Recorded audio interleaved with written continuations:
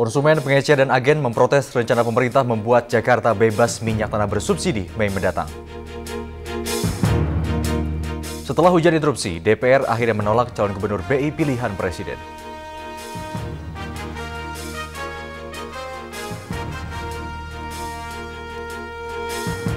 Halo pemirsa, selain dua laporan tadi, kami akan sajikan laporan menarik dari berbagai penjuru tanah air. Saya Gustaf Olia, inilah Seputar Indonesia.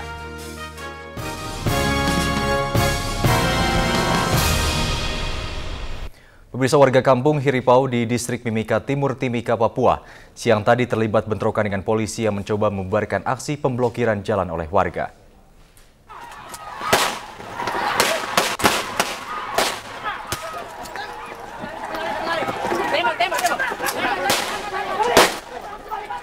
Polisi melepaskan tembakan karena terdesak oleh tindakan warga yang cenderung anarkis. Bentrokan ini tidak menimbulkan korban dari pihak warga, sementara dari kepolisian dilaporkan 1 orang terluka akibat lemparan batu. Aksi pemblokiran jalan dilakukan warga yang menuntut pembayaran pelepasan tanah hak ulayat adat. Aksi yang berlangsung sejak pagi tadi membuat semua aktivitas dari Pelabuhan Pomako menuju Kota Timika dan sebaliknya lumpuh total.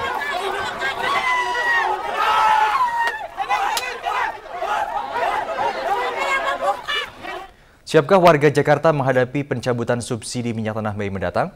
Nampaknya pemerintah harus memikirkan masak-masak rencana ini. Data dari Pertamina menunjukkan masih ada 300.000 warga yang saat ini masih mengandalkan minyak tanah. Rencana pemerintah menjadikan Jakarta bebas minyak tanah bersubsidi Mei mendatang masih menuai protes masyarakat. Sebelumnya, pemerintah akan menjadikan Jakarta sebagai wilayah pertama yang subsidi minyak tanahnya akan dicabut, sehingga harga minyak tanah yang saat ini berkisar pada harga Rp4.000 per liter akan melambung menjadi Rp7.000 per liternya. Penarikan subsidi ini akan menghemat sekitar 2 juta kiloliter minyak tanah untuk tahun 2008. Sejumlah warga pun mengaku keberatan. Kalau gas kan kalau kudu yang gede duitnya, kalau minyak tanah kan ibaratnya nggak punya uang 3.000 pun punya dapat gitu, bisa beli 5.000 bisa gitu. Ya kalau 15 kan kudu punya uang 15.000, 16.000. Kalau yang kecil lah, kalau yang gede 60, bagaimana 60.000 kan belum tentu bisa. Lebih terasa Bu ya? Iya terasa kalau model saya, tapi Mbak. Gitu. Tak hanya konsumen, para agen dan pengecer juga akan terkena imbasnya. Bila program ini diberlakukan, sedikitnya 53.000 kepala keluarga pemilik dan pengecer akan terkena dampak penghapusan subsidi minyak tanah. Jual gas atau gimana? Ya pulang kampung. Pulang kampung? Ya iya sama. Nggak jual gas aja? Ya kalau nggak nyukupi ya gimana ya? Nampaknya rencana pemerintah untuk mengurangi sekitar 2 juta kiloliter minyak tanah bersubsidi mulai Mei mendatang harus dipertimbangkan matang-matang. Karena menurut data Pertamina masih ada sekitar 300.000 kepala keluarga yang belum menerima kompor gas program konversi. Dari Jakarta, Windy Indriani dan Rustam Harhab melaporkan. Selagi masyarakat resah dan bingung akibat mahalnya minyak tanah dan rencana konversi minyak tanah ke gas, perhatian para wakil rakyat di Jakarta hari ini tertuju ke masalah lain. Setelah melalui hujan interupsi dan lobby-melobi yang alot, rapat paripurna DPR akhirnya sepakat menolak 2 calon gubernur Bank Indonesia usulan Presiden. Setelah perundingan dan pembahasan cukup alot, rapat paripurna DPR Selasa sore akhirnya menerima rekomendasi Komisi 11 menolak 2 calon gubernur Bank Indonesia usulan pemerintah Agus Martowardoyo dan Raden Pardede.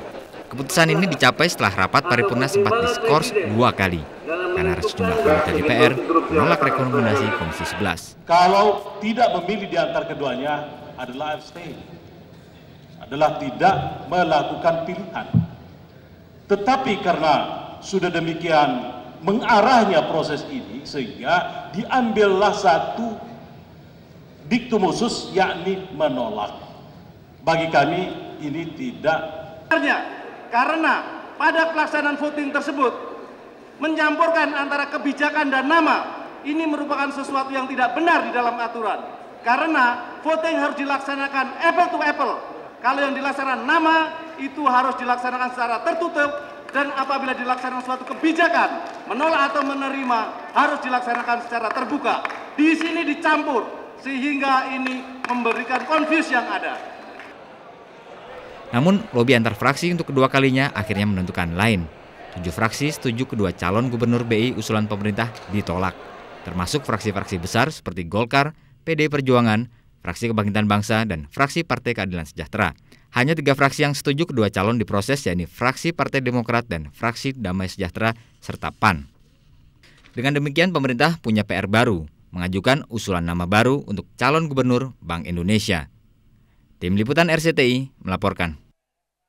Beralih ke Jawa Timur, sejumlah wilayah di Jawa Timur hari ini mulai surut dari genangan banjir. Namun perginya banjir tetap menimbulkan berbagai masalah dari timbulnya berbagai penyakit, hancurnya lahan pertanian warga, bahkan rusaknya lahan pekuburan. Di Bojonegoro, warga harus mengumpulkan tulang belulang mendiang keluarga mereka akibat makam tergerus arus banjir.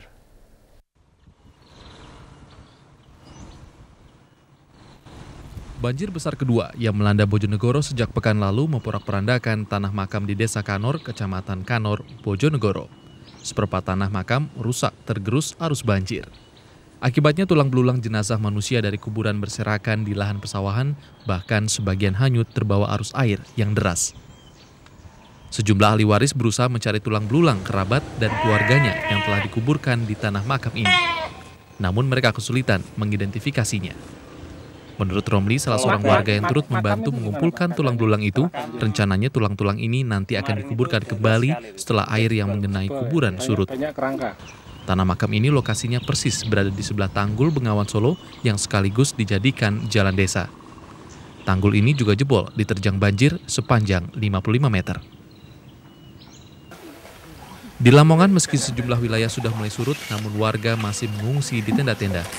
Bila pun mereka pulang, mereka juga tidak bisa melakukan kegiatan sehari-hari karena banjir masih setinggi 50 cm sehingga tidak ada air bersih dan aliran listrik pun masih padam. Di Desa Mojo Asem misalnya, jika malam tiba warga hanya menggunakan lampu dengan bahan bakar minyak. Kurangnya penerangan ini membuat banyak hewan liar sering masuk ke rumah. Mereka khawatir hewan-hewan tersebut akan menggigit anak-anak mereka yang masih kecil. Para pelajar yang akan menghadapi ujian akhir tidak bisa belajar dengan baik. Alham Ubay dan Abdul Wahid melaporkan. Tidak hanya di Jawa Timur, banjir juga memicu berbagai persoalan di wilayah lainnya. Seputar Indonesia segera kembali.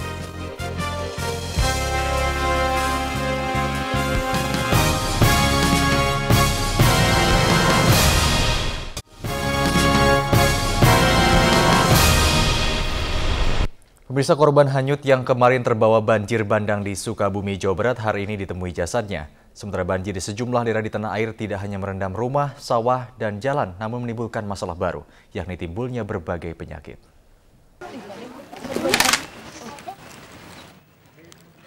Upit, 52 tahun, korban yang hanyut kemarin akibat meluapnya Sungai Cepelang Sukabumi, hari ini berhasil ditemukan jasadnya.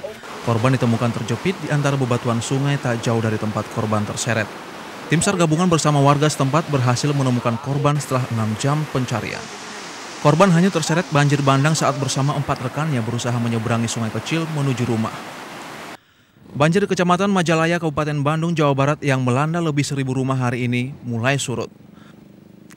Meski masih tergenang air dan lumpur, sejumlah ruas jalan sudah bisa dilalui kendaraan. Warga mulai membersihkan rumah mereka yang sempat terendam hingga 1,5 meter dari lumpur. Sekolah di Majasetra yang selama 4 hari terpaksa diliburkan kini memulai aktivitasnya kembali. Hanya saja siswa masih belajar dalam kelas dengan lantai berlumpur.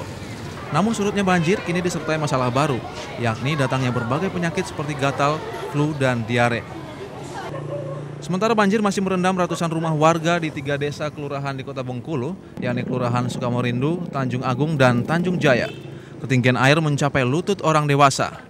Banjir juga merendam ratusan hektar sawah, di antaranya di Kecamatan Sungai Serut dan Muara Bangka Hulu. Genangan air hampir menutupi seluruh tanaman padi yang sudah menjelang panen. Agar tidak banyak merugi, para petani terpaksa memanen padinya lebih dini. Sementara di Kecamatan Baras, Kabupaten Mamuju Utara, Sulawesi Barat, sejumlah fasilitas umum termasuk sekolah lumpuh total. Ketinggian air di sini mencapai lebih 1 meter. Bangku dan meja di Pondok Pesantren Al-Bana Hashim misalnya hanyut terbawa banjir. Para santri mulai mengeluh karena sudah sepekan terakhir mereka tidak bisa belajar, padahal ujian semester sudah semakin dekat. Tim Liputan RCTI melaporkan. Benang kusut seputar seleksi penerimaan mahasiswa baru mulai terurai. Uang hasil seleksi calon mahasiswa yang diributkan sebagian besar perguruan tinggi akhirnya disepakati masuk kas negara. Polemik seputar seleksi penerimaan mahasiswa baru mulai mereda. Dirjen Dikti Fasli Jalal Selasa siang kembali menegaskan hanya akan ada satu sistem penerimaan mahasiswa baru perguruan tinggi negeri. Meski masih dicarikan nama baru, namun sistem baru ini tetap mengadaptasi pola SPMB 5 tahun terakhir ini. Sementara terkait polemik uang ujian seleksi, Dirjen Dikti menegaskan akan ada koreksi terhadap sistem keuangan SPMB. Sesudah melalui berbagai dialog, akhirnya ketiga komponen ini, jadi PTN yang 41, kemudian Perhimpunan SPMB dan Paguyuban Rektor bersama dengan Dikti dan juga Departemen Keuangan dan Bappenas sepakat atas prinsip pertama, penerimaan untuk PTN itu tetap adalah PNBP, tidak bisa ditawar-tawar. Uang seleksi tidak lagi masuk ke Perhimpunan SPMB Nusantara, melainkan langsung diadministrasikan ke kas negara. Di bawah pengawasan Departemen Keuangan dan Depdiknas, dana dialokasikan kembali untuk operasional penyelenggaraan ujian di tiap-tiap universitas, termasuk uang jasa bagi Perhimpunan SPMB Nusantara sebagai penyelenggara administrasi ujian seleksi. Denta Mirakusuma dan Ferry Santoro melaporkan. KPK menyita rumah seharga belasan miliar rupiah milik mantan pejabat Bank Indonesia. Seputar Indonesia segera kembali sesaat lagi.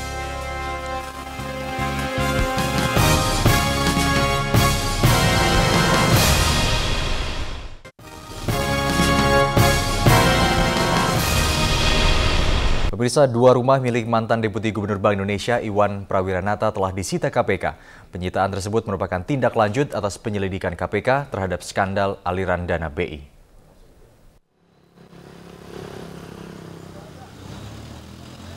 Di kawasan Tenang di Kebayoran Baru, Jakarta Selatan inilah ditemui salah satu rumah milik mantan Deputi Gubernur BI Iwan Prawiranata. Ini adalah salah satu rumah Irwan yang disita KPK kemarin. Menurut petugas parkir yang kami temui, rumah yang terletak di Jalan Cikajang ini dihuni anak Irwan dan kini digunakan untuk tempat kursus aritmatika. Tak jauh dari Jalan Cikajang terdapat aset Irwan lainnya. Sebuah apartemen di Jalan Daksa nomor 4 yang juga telah disita KPK. Saat RCTI mencoba meminta konfirmasi tidak diperbolehkan oleh petugas keamanan. Namun warga membenarkan petugas KPK melakukan penyitaan hari Senin. KPK menduga dua aset milik Irwan Prawiranata tersebut berasal dari Yayasan Pengembangan Perbankan Indonesia atau YPPI. Padahal dana 13,5 miliar rupiah itu seharusnya digunakan untuk bantuan hukum. Meski aset Irwan telah disita, KPK belum merubah statusnya dari saksi menjadi tersangka. Aset yang disita sementara jangan dikaitkan dulu dengan karakter pelakunya, ya. Tapi itu sudah strategi KPK bahwa mulai penyidikan kita maksimalkan penyitaan aset dalam antisipasi pengembalian kerugian negara. Dalam penyidikan kasus aliran dana BI, KPK baru menetapkan 3 tersangka, yakni Gubernur Bank Indonesia Burhanuddin Abdullah, Direktur Hukum Oe Hoi Tiong, dan mantan Kepala Biro Gubernur BI Rusli Simanjuntak. Tim Liputan RCTI melaporkan. Sehari setelah dua atasan Jaksa Urip Tri Gunawan dicopot, aparat Kejaksaan Agung tampaknya semakin sibuk. 4 jaksa anggota tim Urip yang akan diperiksa sebagai saksi kasus dugaan suap tidak memenuhi panggilan KPK. Sementara seorang petinggi Kejaksaan Agung menemui Wakil Presiden Yusuf Kala. Jaksa Agung Muda Perdata dan Tata Usaha Negara Untung Uji Santoso menemui Wakil Presiden Yusuf Kala Selasa siang. Untung membantah pertemuan ini terkait pencopotan 2 atasan Jaksa Urip Tri Gunawan, Jaksa Agung Tindak Pidana Khusus Kemas Yahya Rahman, dan Direktur Penyidikan M. Salim. Setelah pencopotan itu, siapa yang akan menggantikan mereka memang jadi pembicaraan. Namun alasan sesungguhnya yang membuat Jaksa Agung akhirnya mencopot keduanya juga membuat penasaran. Ketua Tim Jamwas Kejaksaan Agung MS Raharjo menegaskan, pencopotan itu hasil pemeriksaan internal terhadap Jaksa Urip Tri Gunawan dan sang pemberi uang 6 miliar rupiah di rumah Samsul Nur Salim, Artalita Suryani. Apakah bukan hanya Urip satu-satunya jaksa yang berhubungan dengan Artalita Suryani? Bahwa dia ada keterkaitan dengan orang-orang yang sekarang sedang diperiksa dalam kasus tersebut. Kasus ini sehingga terbangun satu bangunan pembuktian, satu fakta hukum yang komprehensif yang bisa bermuara pada pengungkapan kasus yang sebenarnya. Ya. Menurut sumber RCTI di Kejaksaan Agung, tim Jamwas memiliki dokumen yang tampaknya bisa menjelaskan siapa Artalita sebenarnya. Dokumen itu menyebutkan posisi Artalita sebagai wakil komisaris utama sebuah perusahaan patungan milik Antoni Salim dan Samsul Nur Salim. Kedua konglomerat itu adalah penerima BLB yang dihentikan penyelidikannya oleh Kejaksaan Agung 2 hari sebelum Jaksa Urip tertangkap basah. Menurut sumber RCTI, jika hasil kajian dokumen ini membuktikan hubungan Artalita dan kedua obligor dana BLB itu, maka tim Jaksa BLB keluarga Salim juga akan diperiksa terkait dugaan suap. KPK sendiri terus memeriksa jaksa-jaksa anggota tim 35 yang menangani kasus BLBI. Namun hari Selasa ini, 4 jaksa anggota tim Urip tidak memenuhi panggilan KPK. Kemarin, 5 jaksa lainnya juga tidak memenuhi panggilan KPK dengan alasan belum menerima surat panggilan. Tim Liputan RCTI melaporkan. Warga Bekasi terancam kehabisan lahan pemakaman dalam 2 bulan ke depan. Kami kembali dengan laporan selengkapnya sesaat lagi.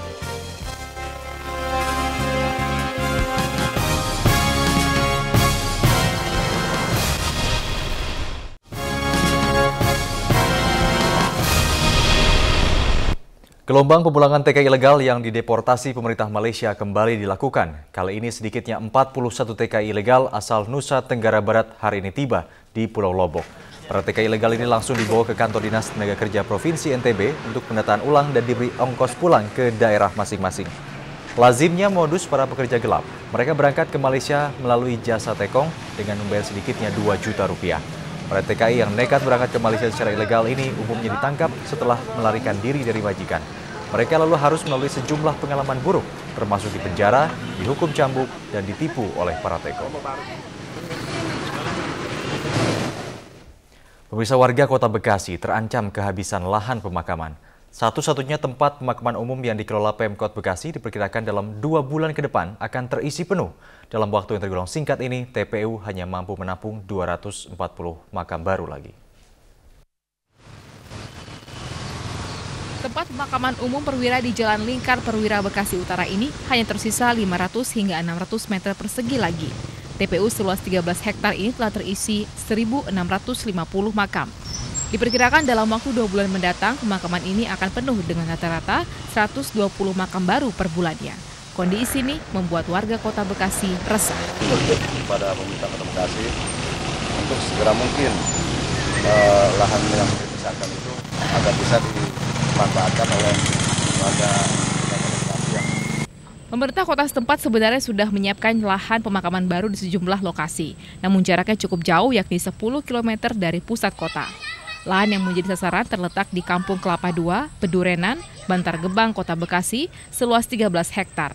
Namun lahan belum dipersiapkan secara maksimal dan sejauh ini masih dalam bentuk lahan sawah. Ya, tapi memang belum digarap oleh pemerintah, tempatnya itu lokasinya masih berbukit-bukit gitu. Ini yang perlu penataan. Bukan tidak ada. Sulitnya Pemkot Bekasi mencari lahan TPU baru disebabkan banyaknya pengembang perumahan yang tidak melaksanakan Perda Kota Bekasi tahun 1998. Perda ini berisi tentang penyiapan lahan Fasos dan Fasum 20% dari jumlah lahan. Belum ada penyelesaian untuk masalah ini. Lalu bagaimana seandainya 1/4 dari 1.987 jiwa sekota Bekasi dalam 2 bulan ke depan membutuhkan lahan untuk pemakaman?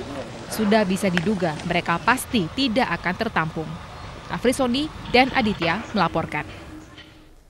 Pemirsa, seputar Indonesia 18 Maret 2008 berakhir di sini. Saya Gustaf Olia, terima kasih dan sampai jumpa.